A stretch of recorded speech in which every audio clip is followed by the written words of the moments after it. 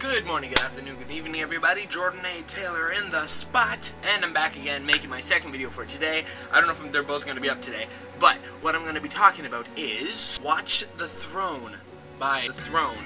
Basically, for those of you who haven't heard, earlier on this week, on Monday, the great collaborators that are Jay-Z and Kanye West released their collaborative album called Watch the Throne. Now, talking about the album itself, I have the deluxe version from iTunes myself, so that's 16 different tracks, and I'd say I like and will listen to on repeat 11 of them. 11 out of 16. The other 5, I still like, I just wouldn't listen to them on repeat. So I'm going to just break down the list of my favorite songs real quick, and then I will talk about the other ones right after that. Okay, so my favorite songs are No Church in the Wild featuring Frank Ocean, Otis featuring Otis Redding, Gotta Have It, New Day, which actually samples Feeling Good, Welcome to the Jungle, Who Gon' Stop Me, Murder to Excellence, Made in America once again featuring Frank Ocean, Why I Love You featuring Mr. Hudson, Illest Mother Alive, and my final favorite, which is almost last on the album, which is Primetime. Now there's 5 other tracks on there that are quite good. They're just not my personal favorites, and obviously it's rare when you're gonna like every single song on an album. But that being said, I'm a huge Kanye fan, so I'm a little bit biased when it comes to this. It's not really a review, it's more just of a commentary, because I'm very opinionated. I love Kanye stuff, almost everything that he does. Jay-Z and I'm coming to like now as well. Now, this album, to sum up very quickly, is basically, it samples a lot of orchestral, really old blues. It's for lack of better words, it's epic. It does a lot of sampling, right, which we all know Kanye is known for. Other producers on there that I've heard just by listening would be the RZA.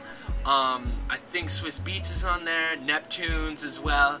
And of course, these are all great producers and make just like crazy tracks, right? Especially if you're gonna have someone like Kanye and someone like Jay-Z on the album.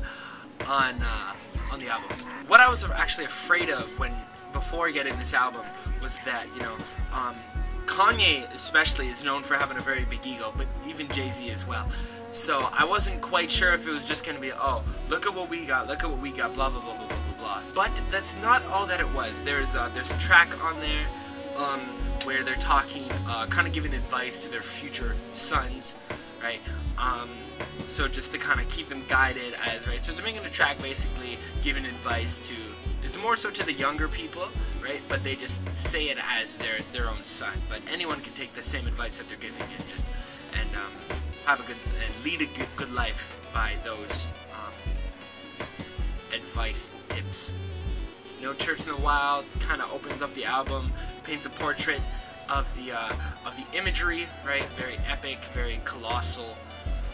Just on a whole nother level, son. And they even have like a kind of a dubstep type of track on here. Now, for those of you who haven't listened to dubstep, or you've only listened to it once on this particular album, you may not like it just because it's like wine. It's an acquired taste. Once you like it, like you really like it, and it's like it's crazy. It's like these crazy style beats. It's kind of like hardcore. It's not really techno per se, but it's just got a very epic drum getting chopped up type of vibe, and it just creates like this whole other realm to music that you haven't really heard before if you haven't listened to dubstep. So they have a track like that, and that track was really cool. Frank Ocean is on this album twice, I believe. Yes, twice. And he has a voice that fits perfectly with the imagery that they were painting, kind of like a almost like a, not really depressing, but kind of like a alcoholic, drug abusing, dark type of sound. But he sings very well. So that was a great pick on their part. And plus too, check out Frank Ocean and all his other songs. And the track with Mr. Hudson called Why I Love You, it sounds like an epic like rock song, almost like an Aerosmith type of vibe. Like,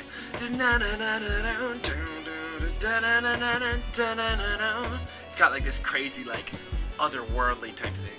Illest Mother Alive, which which is really cool. Like Kanye says, I need a slow motion video right now, right? And when you think about it, even if he hadn't said that, you would just think like this would be like some slow black and white, like slow motion type, like punching the pavement or something, like just something like hard and just hard hitting, like literally.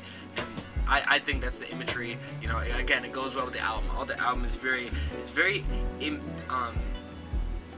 visual. Like you can see images in your head when you listen to this album, especially if you listen to it in the dark, like if you listen to it like when you're going to bed or something like that, which is the first time I listened to it, and it creates this whole other realm sonically, but for your mind. It's cool. The Joy, which is the last song on the album, actually came out during Kanye's Good Friday phase, which was awesome because every week we were getting a new song from Kanye. That was like crazy. I don't know if you could, not if he per se, but like if anyone could do that like constantly. I mean, I think he did it for a good few months, so there were good like something like 15. We got like 15 weeks where we just got a song every week from Kanye, and it was really cool. Overall, I thought this album was really good. Did a really good job of staying on like a type of linear track, while at the same time bringing you to like these amazing heights and then bringing you down to the very lowest possible place.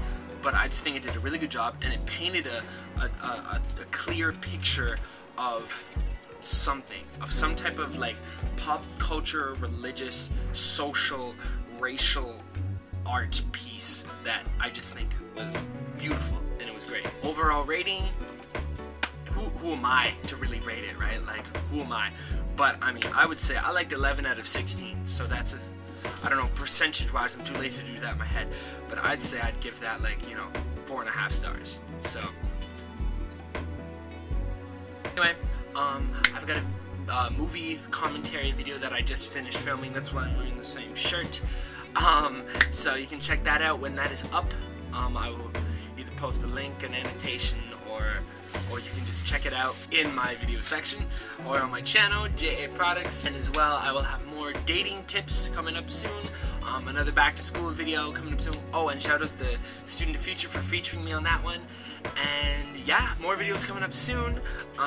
Mixtape coming out within the next few weeks. Love raps. And yeah. Once again, shoutouts to Jay-Z and Kanye for making probably the best hip-hop album of the year. Arguably the best album. Mind you, I really like Lady Gaga's album as well. I realize that's on like a completely different, you know, musical not platform, but a musical genre. But that was crazy too. If you guys leave your opinion about the album down below.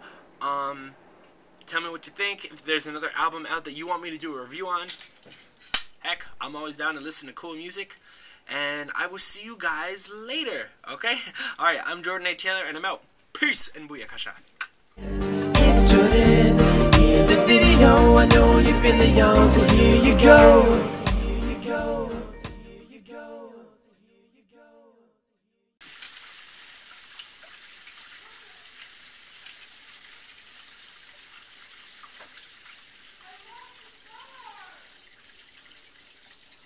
Water. In my video section.